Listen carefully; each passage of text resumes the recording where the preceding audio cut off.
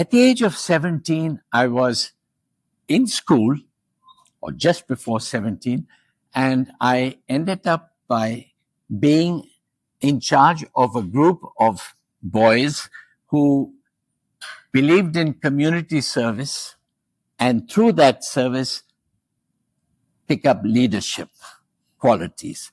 Now, we invited one CEO of an MNC, and he addressed us. And whilst the meeting was going on and I was trying to create a program, we had a lot of, I'm too busy, I don't have time, was the refrain from most of the thing, and nobody really wanted to offer their help. Now, the speaker, guest of honor, he turned around and said, remember, the busiest people have the most time available. Think about it. The busiest people have the most time available.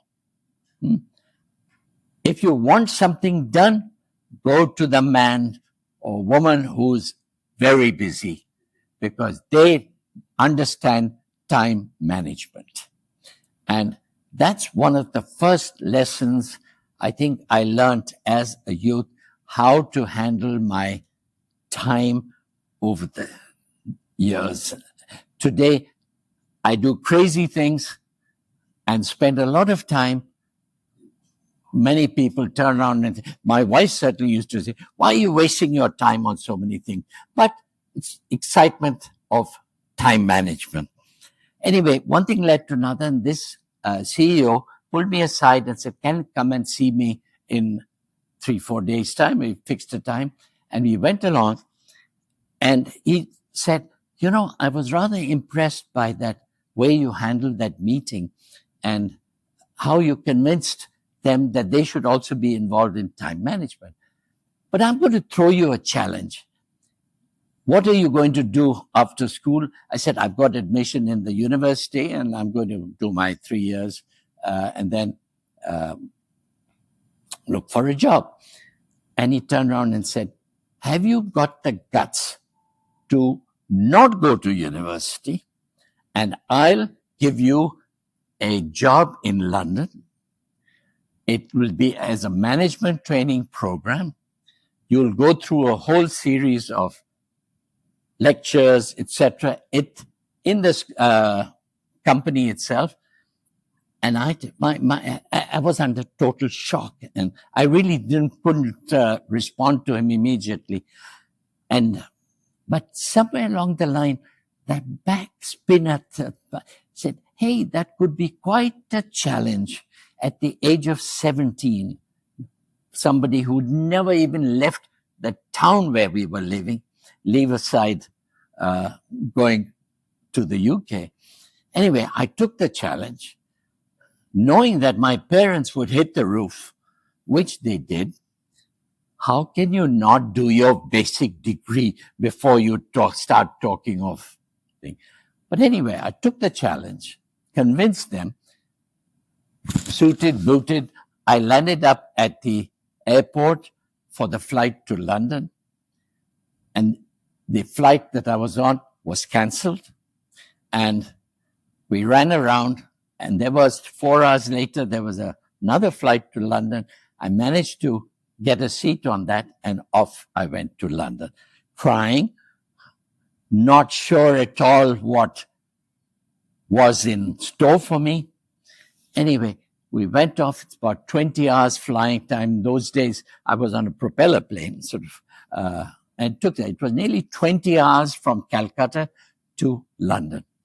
Anyway, as we were touching down at Heathrow, it was pitch dark in the sense that there were clouds, etc. And I thought maybe once we go through the clouds and come, we'll get some bright sunshine. No, it was the densest fog London had seen for a long time. Anyway, thump, thump, thump. I land at Heathrow, go out, meet, do the immigration and collect the bag, went out to the arrival lounge, and the people who were supposed to receive me were not there. And you can imagine the fright, the tension, the agony that I went through. But anyway, I ultimately, about 2 hours later, I went along to a counter there and said, hey, how do I get to this address? And they said, the best way would be to take a taxi. Have you got enough money for a taxi? Not really. Said, all right, we have a coach that goes into the city terminal. Take the coach, and then I think you should have enough money in your pocket for the thing. So I got there, and there was a row of taxis, but nobody was prepared to take me. And I even heard sounds like, this young foreigner, leave him alone. We have no idea whether he'll be able to pay us or not. Anyway, and I just sat on my suitcase, crying, tears dropping. And an old man he came up to me and said, what's the matter, young man? I said, this is it.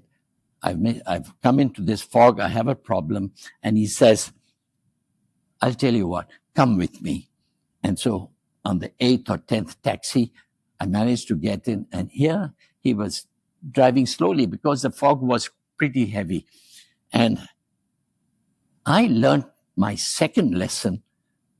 The first one was from the MNC chief.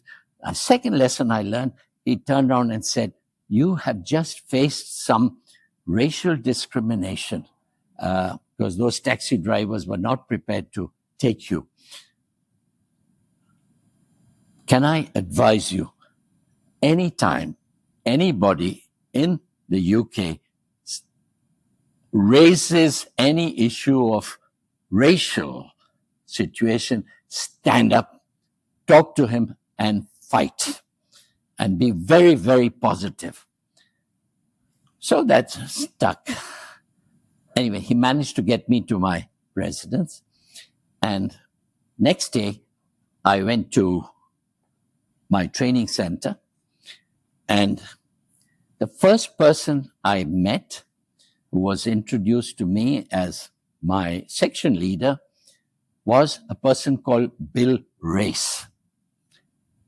And anyway, he welcomed me and introduced me to 2 or 3 around my desk there and said, welcome. Didn't hear anything from him. And then I overheard a whisper.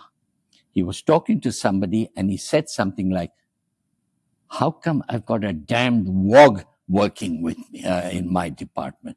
Now, WOG was a pretty nasty expression to use for Africans and Asians, probably from the term gollywog, which sort of had black faces, etc.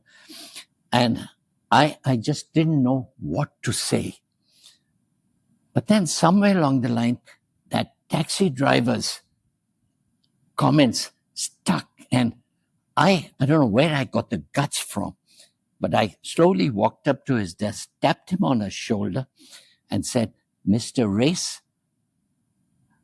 you know that race talks in terms of racialism, racial disharmony, etc., etc. I'm going to be working with you, whether you like it or not. So can I suggest that you do not use any racial situations or comments against me or anybody else? I've never seen a guy, he was a short, round fellow with bald with the round specs, and he just didn't know how to say and handle the next few words. So I quietly went back to my desk and breathing heavily, I sort of, my God, did I actually say this to this guy? But one thing, he never ever said anything racial for the 5-year period I was in Europe, and I had a lot to do with him. 2 lessons I learned at the age of 17. 1, time management, and 2, do not be frightened by racial comments.